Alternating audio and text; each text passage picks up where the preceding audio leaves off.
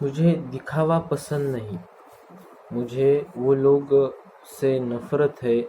नफरत नहीं जो पैसे का दिखावा करते हैं, और ना ही उनका जो गरीब होने का ढोंग या सचमुच गरीब है, जो प्यार का, प्रेम का, अच्छाई का, बुराई का, भीतर से अच्छा होने का दिखावा करते हैं। उन लोगों से मैं दूर ही हूँ। और मैं जब जब भी लिखता हूँ तो मैं जो मन में है वो लिख देता हूँ। वैसे मैंने पर्सनल बातें लिखना 8वीं में शुरू किया था, और लगभग 4 साल से लिखता हूँ और लिख रहा हूँ। इस समय मैं ये किताब लिखने का और इस समय में ये किताब लिखने का, हमारे ट्यूशन के डायरेक्टर भी एक किताब लिख रहे हैं।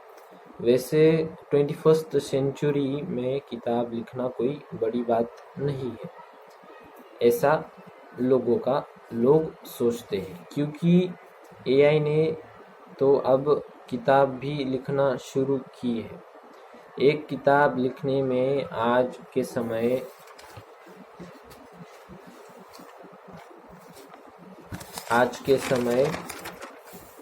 4 दिन में लिखी दी जाती है, मगर उसमें जो अनुभव होगा वो एक बस सिस्टम का होगा। मैंने भी एआई का यूज़ करके एक किताब बनवाई, जिसमें मेरा एक छोटा सा आइडिया था, और बन गई 100 पेजेस की किताब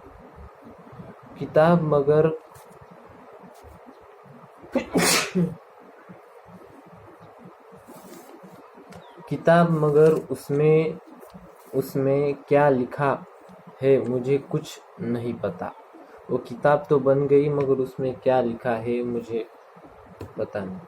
जब भी मैं कोई नई किताब लेता हूँ तो मित्र को दिखाकर 2-3 दिन अच्छी तरह पढ़ता हूँ और आधी छोड़ देता हूँ। इस वक्त मैं स्टडी टेबल पर बैठा हूँ, सामने बायोलॉजी की किताब है और फोकस ये लिखने पर। साथ ही मुझे अपने फ़ोन में जियो टीवी, जियो सावन का भी लॉगिन करना है, मगर मेरे पीछे मेरे पिता हैं जो इस वक्त सो रहे हैं, और मैं छोड़ दूँ। वैसे मैंने अपने मित्र के कहने पर एक फिल्म की सीरीज़ देखना शुरू की है, हैरी पॉटर। ये सीरीज़ देखते देखते मुझे कुछ अलग महसूस हो रहा है, जो मुझे एक समय भी हुआ था। अगर मैं उस समय की बात करूँ तो वो समय लोग कहते हैं कि 10वीं का समय या 12वीं का समय या कोई बहुत बड़ी एग्ज़ाम या फिर शादी। ये लोगों का कहना है कि इन समय में जो व्यक्ति समझ जाता है वो जीवन में सफल हो जाता है, मगर ऐसा नहीं है। अपने जीवन का टर्निंग पॉइंट कभी भी हो सकता है या आ सकता है। मेरा भी वो समय था जब जीवन में टर्निंग पॉइंट आया, और आज भी मेरा वो टर्निंग जारी है। जब मैं 8वीं से 9वीं में जा रहा था, मैं 5वीं से 8वीं तक एक मिलिट्री स्कूल में था। मुझे तब उस हॉस्टल को हमेशा छोड़ने का विचार आता था। जब मैं 8वीं में आया तो मुझे मेरे जीवन का पहला मीनिंग दिखा, चेस। हाँ, मुझे चेस पहले से ही आता नहीं था। मुझे 2-4 महीने लगे थे। दिवाली दिवाली तक सब कुछ बेटर चल रहा था। मुझे अब लगने लगा था कि मेरे जीवन या मेरे जीवन का लक्ष्य ग्रैंड मास्टर बनना था, क्योंकि जब मैं 8वीं में था तब मुझे चेस के अलावा कुछ नहीं आता था, और शायद आज भी। दिवाली को शायद 5-6 दिन बचे थे और छुट्टियों को भी। उस दिन पतकी सर ने कहा कि आज हम मैचेस लेंगे और 5 राउंड होंगे, जो जीतेगा उसे मैं दिवाली के छुट्टियों के बाद चेस की ट्रेनिंग दूंगा और उसे नेशनल लेवल प्लेयर बनाऊंगा। और उसी वक्त मुझे लगा अब बस मेरा जीवन यही है। मैंने 4 मैचेस जीते और आखिरी मैच में मेरा दोस्त था जो चेस में मेरे से अच्छा था, और बस हार गया। ये शब्द बस अब मुझे कुछ नहीं लगता। उस समय के लिए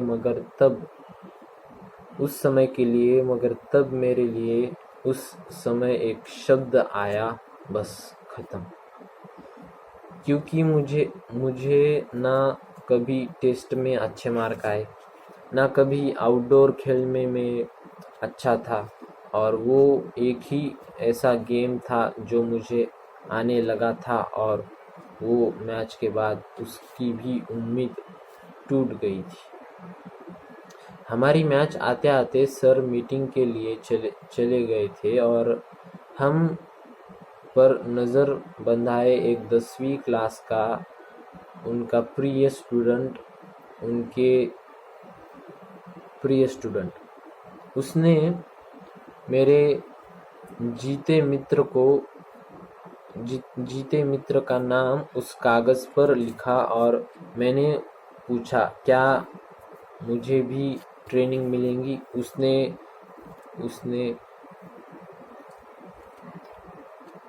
तुरंत जवाब दिया, नहीं। मेरा दिल टूट सा गया। मेरी जीते हुए मित्र ने समझाया और मैं मान गया। दिवाली के दौरान मैं जल्दी से असाइनमेंट्स कंप्लीट करके मैं चेस के वीडियो देखता था। पापा ने मुझे मेरा जीवन का पहला चेस बोर्ड दिया। मैं अब वीडियो में बताए गए चेस के स्टेप्स मैं चेस बोर्ड पर अप्लाई करता, और कोई मेहमान आता तो उनके साथ खेलता। वैसे उनके साथ कभी जीता भी नहीं और ना हारा, क्योंकि वो साफ मुझे सिखाते थे, और इसी तरह मेरी दिवाली गई थी।